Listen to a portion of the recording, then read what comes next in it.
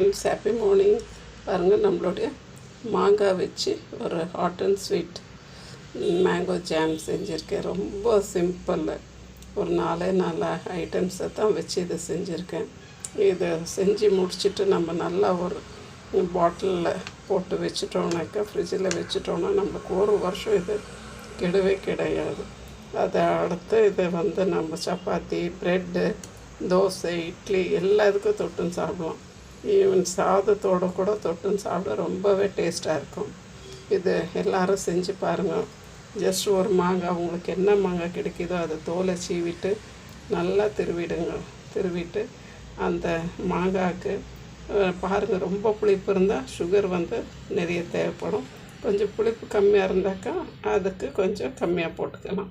மாங்காய் ஒரு கப்புனாக்கா நம்ம அரை கப் அளவுக்கு சுகர் ஆட் பண்ணாக்கா போதும். அதை போட்டு 2 மாங்காவையும் சுகரையும் நல்லா போட்டுக்கு சூடு பண்ணிக்கிட்டே இருக்கணும். அது 1 2 நல்லா திரண்டு வரும். ஒரு 2 கம்பி பதத்த அளவுக்கு வந்துடும்.